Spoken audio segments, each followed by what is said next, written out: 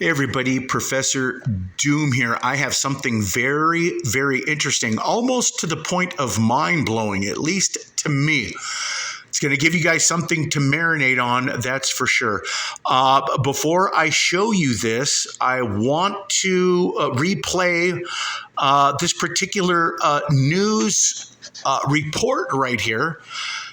So what was very interesting about this particular news report is that I found that there were cyber attacks that were conducted against infrared telescopes, not only in the country of Chile, but also in Hilo, Hawaii, where there are tons of, well, actually 10 infrared telescopes on Mauna Kea in Hilo, Hawaii. And what is interesting is that the cyber attack took place on these infrared telescopes August 1st. And these telescopes were down beyond the August 8th date of the Maui fires. Let us replay this news report, and then I want to talk to you really briefly about the Chinese spy balloons that were allegedly over the United States months and months ago. And then I'm going to show you this very interesting, mind-blowing, really, if you will, to me, article. Okay, let's listen. Now to a very unusual sight captured on camera. Japanese and local astronomers say a Chinese satellite was recently seen beaming down green lasers over the islands. This video captured atop the Subaru telescope on Mauna Kea, operated by the National Astronomical Observatory of Japan. Bryce Moore has the story.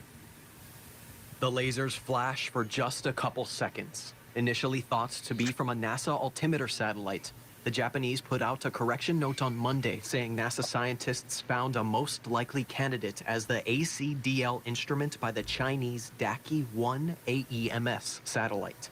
I went to a University of Hawaii astronomer who read up on AEMS instruments. It's a Chinese satellite that is measuring pollutants, among other things. It has many different instruments on it, some kind of topographical mapping, or they're also used for measuring stuff in the Earth's atmosphere, and I think that's what it is. It's an environmental measurement satellite. I also sat down with the former Chief of Staff of Marine Forces Pacific. He had some questions. I'm not sure, this is my opinion, why the Chinese, who are probably some of the most prolific polluters on the planet, would be collecting data on pollutants on this side of the Pacific. Both experts say this isn't explicitly a spy satellite. It is cataloged and known by governments around the world. The U.S. has satellites that do the same thing. So in this case, despite all of the flurry, well-deserved flurry about Chinese spy satellites and other devices, this one is just orbiting Earth and has a known orbit. The footage was taken January 28th, before the recent incident where a Chinese balloon traversed over the mainland U.S. before being shot down off the coast of South Carolina. Which brings the question, how much is the Chinese military seeing? They can shut down any communication nodes that they want. Okay, I'm going to leave off right there.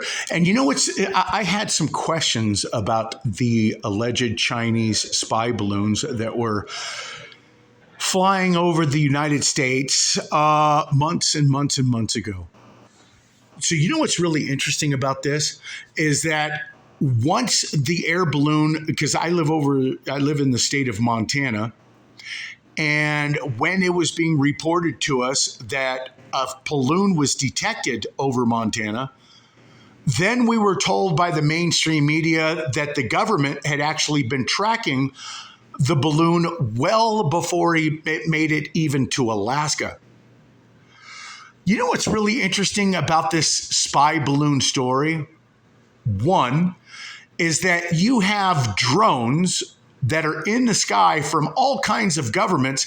And do you know that they all paint their drones are the same color as the sky so that they can't be detected?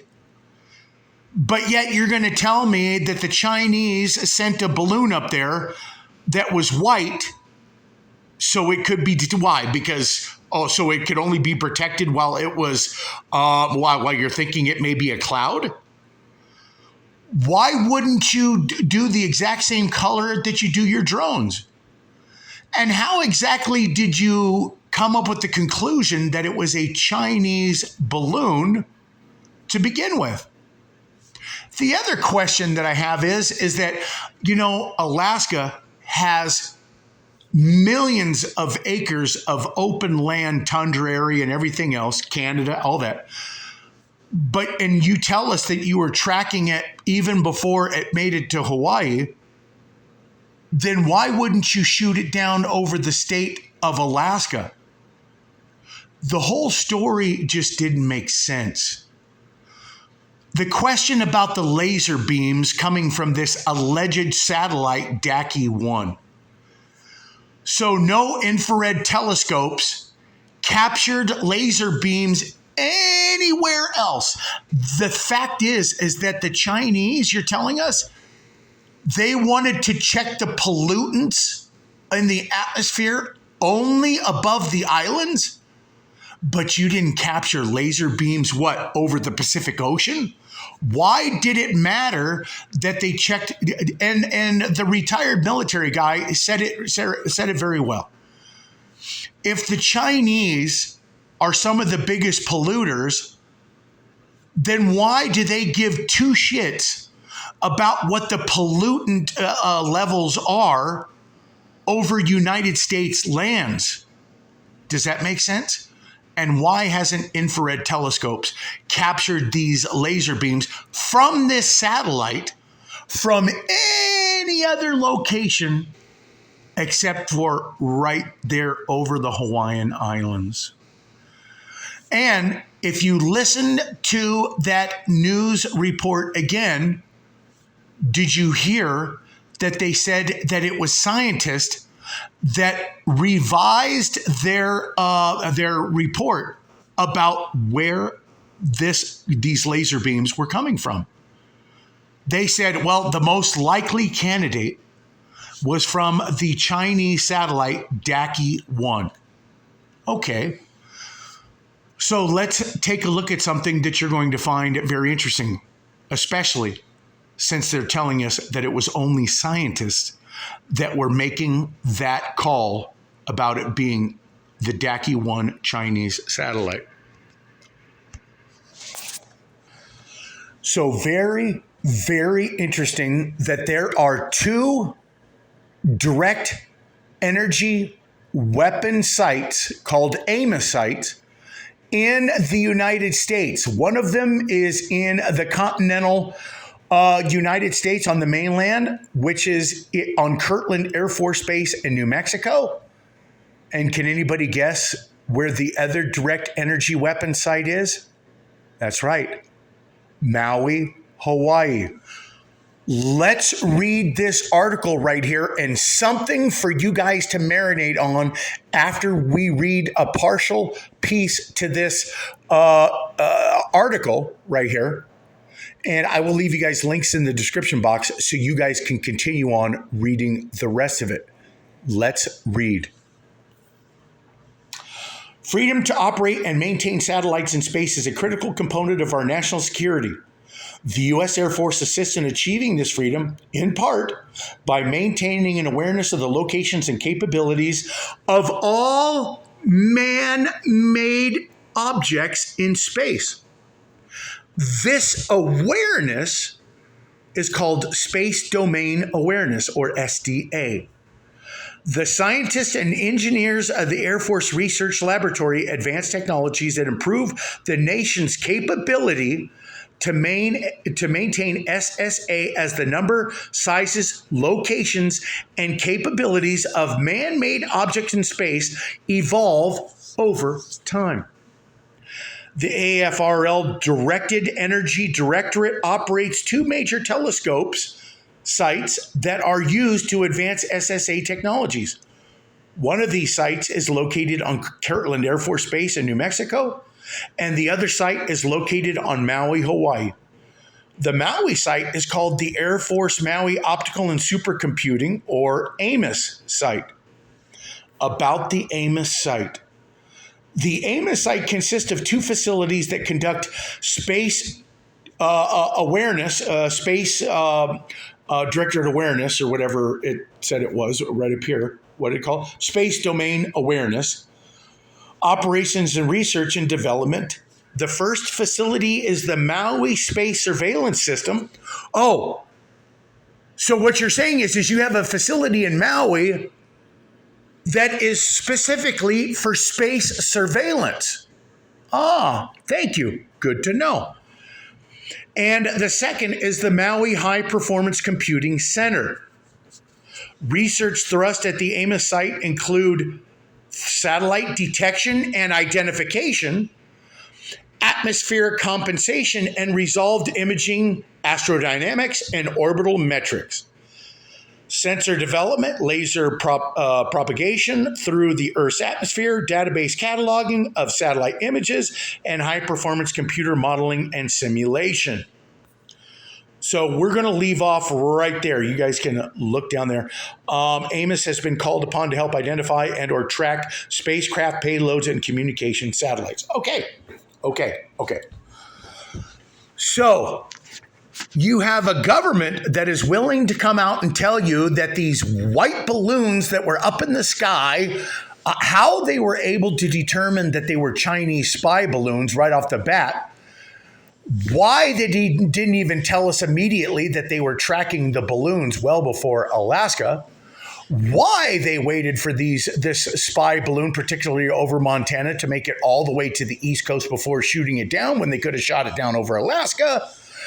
And yet you're going to tell me that you have a satellite up in space that was beaming laser beams to detect pollutants, so they say, when you have a country that is guilty of being some of the biggest polluters, and they're going to worry about what our pollution levels in our atmosphere are over the island of Hawaii or the islands of Hawaii.